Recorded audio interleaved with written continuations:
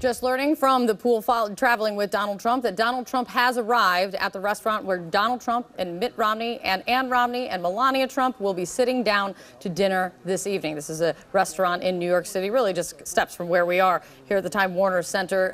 According to the pool note, they have arrived at the restaurant for this dinner, along with Reince Priebus, for the head of the RNC, the incoming chief of staff to Donald Trump. He's also arrived at the restaurant. It's a Jean-Georges restaurant here in New York City. So the dinner is about to get underway. We're following this and looking for bring you any new information as it comes. Also new tonight, former House Speaker Newt Gingrich taking on the man he's advising, Donald Trump, telling USA Today it was a big mistake, as according to Gingrich, to tweet that wild claim that he would have won the popular vote if it weren't for the millions of people that voted illegally. Listen. The President of the United States can't randomly tweet without having somebody check it out. I mean, it makes you wonder about whatever else he's doing. It undermines much more than just a single tweet. There's no evidence of widespread voter fraud, of course, but there is one website that's reported this claim, this baseless claim, and it's one that maybe, I don't know, does Trump rely on this for his news? Phil Mattingly is out front. It's been a cozy relationship from the beginning. I will not let you down. You will be very, very impressed, I hope. And I think we'll be speaking a lot. But Donald Trump and Alex Jones, the conservative conspiracy theorist and operator of the website InfoWars, which seems to be a place where Trump gets a lot of his information. Jones can take credit for spearheading some of the most outrageous theories on the internet, from claims that 9/11 was a government conspiracy to the Sandy Hook shooting being faked. Jones' theories reach tens of millions each month and are now often echoed by the next president of the United States. Take President Obama's birth. Trump comes along and said, birth certificate. He gave a birth certificate. Whether or not that was a real certificate, because a lot of people question it, I certainly question it. Obama as the leader of ISIS. ISIS is honoring President Obama. He is the founder of ISIS. Questioning the death of Supreme Court Justice Antonin Scalia. They say they found a pillow on his face, which is a pretty unusual place to find a pillow. And Ted Cruz's father's role in the death of John F. Kennedy. His father was with Lee Harvey Oswald prior to Oswald being, shot. When Jones posted this video entitled An Emergency Message to Donald Trump during the campaign, I am going to ask you to seriously think about making the issue of Hillary's election fraud in the primaries one of the central issues to defeating her in November. Trump had this to say a day later. I'm afraid the election's going to be rigged, I have to be honest, because I think my side was rigged. And in the wake of the election, Jones pushing a theory that despite the vote totals, Trump actually won the popular vote. Millions of illegals voting, at least 5 states being stolen for Hillary. We're talking 5, 6, 7, 8 million people more voting for Trump, if you look at the evidence, in the popular vote than did. And Trump tweeting just 4 days later, quote, in addition to winning the Electoral College in a landslide, I won the popular vote if you deduct the millions of people who voted illegally. I'll tell you, it is surreal to talk about issues here on air and then word for word hear Trump say it 2 days later.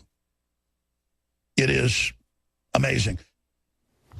And Kate, this isn't exactly an issue Trump advisors are thrilled to be talking about, but it is one that is particularly vexing to both Republicans and Democrats. Where exactly does the president-elect get his information? Most importantly, perhaps, where does he get his intelligence information? Now, it's worth noting, the vice president-elect, Mike Pence, is being called a voracious consumer of intelligence, regular briefings, trying to get his head around the new capabilities that he and the president-elect are going to be responsible for. The president-elect, not so much. He has not been a regular attendee or recipient of those briefings. Now, his advisors make clear he has lots of avenues to get information, and he pursues all of them. But when it comes to those briefings itself, those same advisors say, keep an eye open.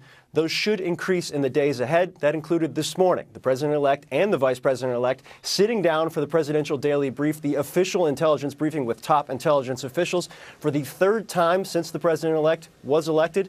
Expect to see that more and more in the days ahead before he is sworn in. Kate? Absolutely fascinating. Great to see you, Phil. Thank you so much. Out front for me now, Paris Denard. He worked in the George W. Bush White House, and Maria Cardona, a Democratic strategist. Great to see you both. Hey, hey there.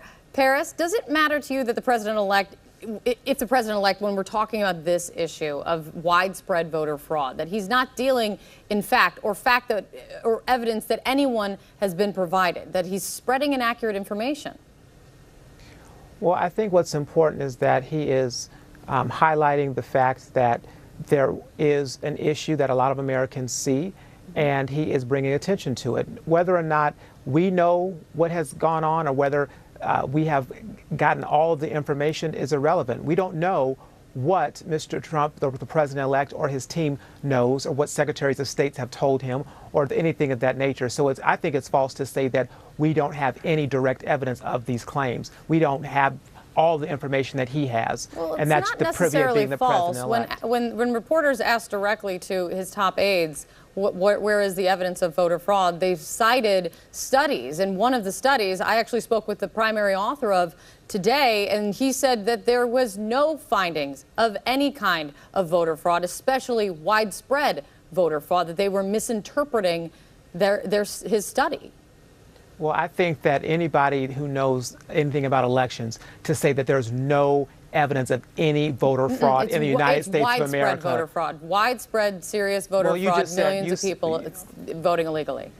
Right, but you said that no voter fraud or widespread, and I just think that that's not true. I think when you have millions of people voting, and we do have illegal immigrants that are here that can vote. Look, I remember when I was mailed 2 ballots, I could have voted multiple times. Things happen, irregularities happen, but at the end of the day, the president-elect is the president-elect. He won fair and square, and there are bigger issues out there that we should be focusing on, like the diverse cabinet picks that he is selecting and all the women, qualified women that he's selecting. Those are news stories, and those are things I think a lot of Americans are looking to hear more about because they're important.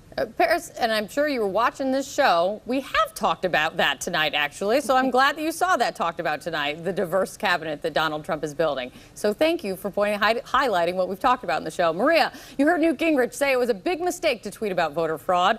He said it undermines much more than just a tweet. Is Newt Gingrich now your new best friend?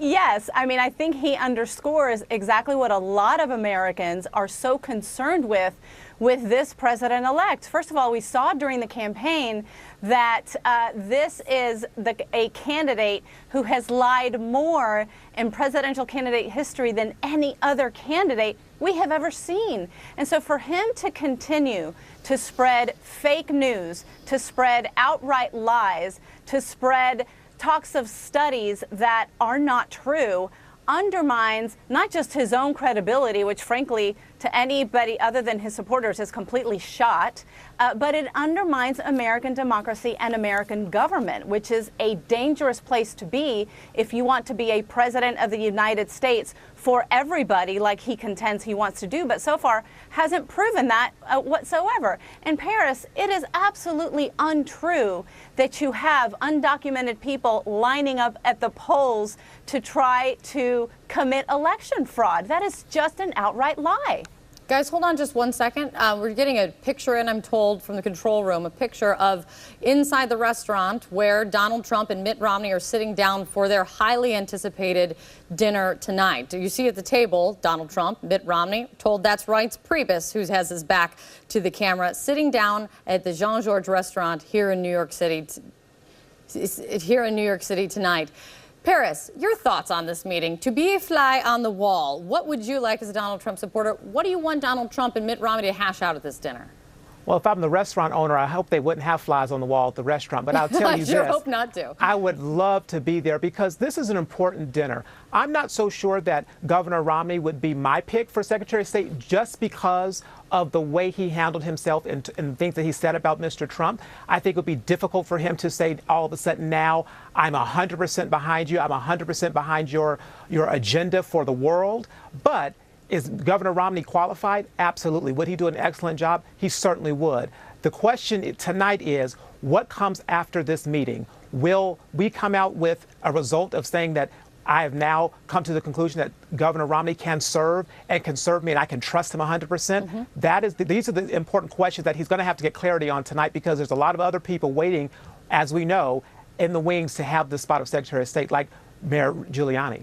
Yeah, that's and absolutely. Senator Bob Corker, who would both be excellent picks. And David Petraeus, if you want to, Right. if you want to The list list goes them all on out. and on and on. And Paris Denard. No, guys, great to see you. No. I did not want to kidding. serve. I'm kidding. Come on.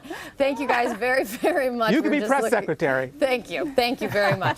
We were just seeing new video, actually, not only the picture, but new video of them going into the restaurant, sitting down for this dinner. We're waiting for reports. If they come out, we'll bring them straight away to you tonight. Also out front next, new details about the Ohio State attacker, why law enforcement officials now believe he was inspired by ISIS, and